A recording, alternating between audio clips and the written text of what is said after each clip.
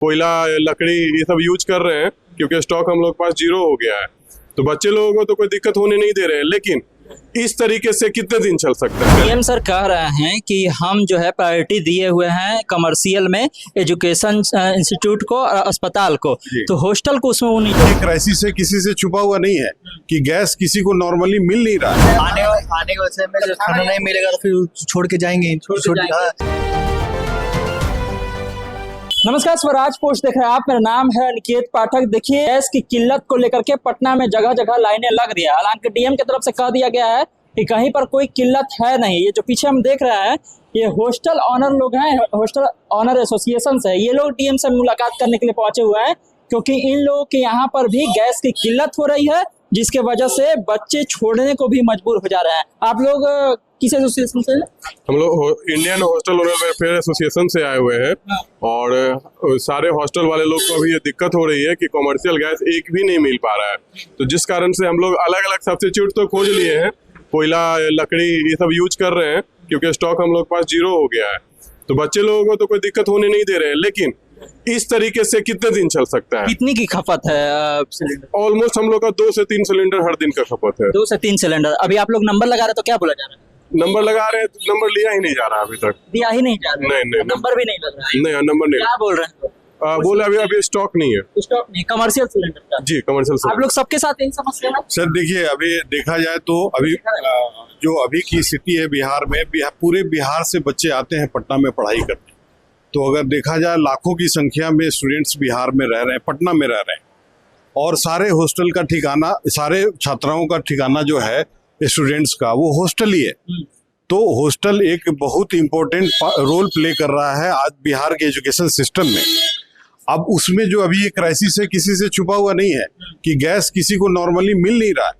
सब किसी को कुछ न कुछ दिक्कतें का सामना करना पड़ रहा है। लेकिन हम लोग का केस स्पेशल इसलिए हो जाता है कि बच्चे जिनको 4 टाइम का भोजन हमें देना है और इतनी बड़ी संख्या में बच्चों को देना है, तो उसके लिए हम लोगों ने अभी आए हैं यहाँ पे जिलाधिकारी के पास डीएम सर से मिलने के लिए कि भाई हमारे बात को थोड़ा समझें और जो जरूरी सेवाओं के लिए जो व्यवस्था दी गई है उस व्यवस्था में हम लोगों को भी शामिल करें। पीएम सर कह रहे हैं कि हम जो है प्रायोरिटी दिए हुए हैं कमर्शियल में एजुकेशन इंस्टीट्यूट को और अस्पताल को, तो हॉस्टल को उसमें वो नहीं जोड़ रहे हैं। नहीं, हम लोग तो एजुकेशन इंस्टीट्यूशन में अपने आप को मान करके आए हैं कि हम लोग को उसी के साथ अटैच किया जाए, क्योंकि एजुकेशन इंस्टीट्यूशन में अगर देखा जाए तो छात्रावास का बहुत बड़ा रोल ही है उसमें। इंस्टीट्यूशन की अगर बात करें तो वहाँ तो पढ़ाई होती है।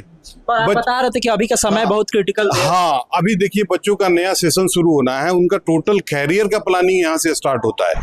तो ये जो अभी 1 महीने 2 महीने का समय है, अगर ये उनका डिस्टर्ब हो जाता है, कोई बच्चे अगर गैस की किल्लत के चलते यहाँ नहीं आ पाते हैं पढ़ाई करने, तो उनके टोटल कैरियर पे इसका असर पड़ सकता है। ये पूरे बिहार के डेवलपमेंट की बात हम कह रहे हैं।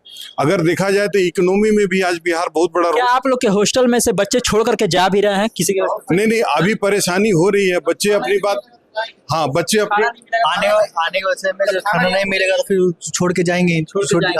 फिर वो चीज आपको हर एक इंस्टीट्यूट पे भी प्रभाव पड़ेगा। बच्चे लोग रहेंगे नहीं तो इंस्टीट्यूट में पढ़ेंगे कैसे? अच्छा, तो ये सीधे से ऐसे भी होते हैं कि प्रभाव पड़ेगा, इसका प्रभाव पड़ेगा। सही बात है। कई जगह ऐसा भी है कि एडवांस में ले लिया जाता है पैसा मेंस का, और फिर उसके बाद अभी मेंस चल नहीं पा रहा होगा तो दिक्कत हो रहा होगा। नहीं, वो इसी कारण से तो हम लोग को ये परेशानी उठाना पड़ रहा है, क्योंकि हम लोग पैसा एडवांस में लिए हुए हैं। तो किसी को एक भी टाइम खाना ना दे तो ये तो पॉसिबल नहीं है। इसलिए हम लोग अल्टरनेट उपाय जो हम लोग कुछ दिन पहले कुछ न्यूज चैनल वाले हम लोग कवर भी किए हैं, जो हम लोग कोयला का चूल्हा स्टार्ट कर दिए हैं। कोयला का चूल्हा, यस। जो स्टाफ लोगों को बहुत दिक्कत हो रहा है, इतनी गर्मी। मेन्यू में भी कुछ घटा है?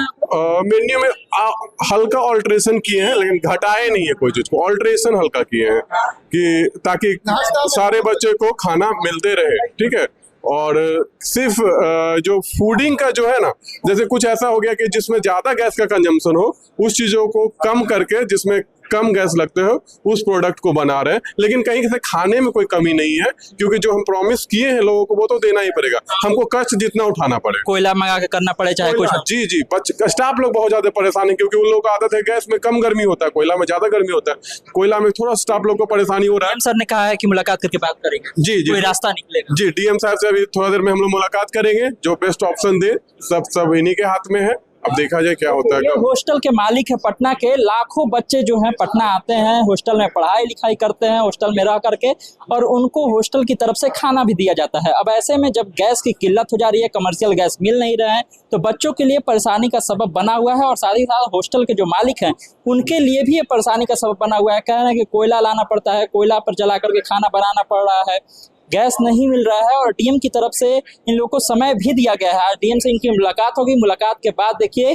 कोई बीच का रास्ता निकलेगा या नहीं तो जो बच्चे हैं जो पढ़ने के लिए पटना में आए हैं उनको पटना छोड़ करके फिर से अपने गांव लौटना पड़ेगा। इस तरह की स्थिति जो है बन गई है। तमाम सारे अपडेट के लिए आप इसी तरह स्वराज पोस्ट पर बने रहिए। यूट्यूब पर देख रहे हैं हमारे चैनल को सब्सक्राइब कर लीजिए, फेसबुक देख रहे हैं फेसबुक को लाइक कर लीजिए। धन्यवाद, नमस्कार।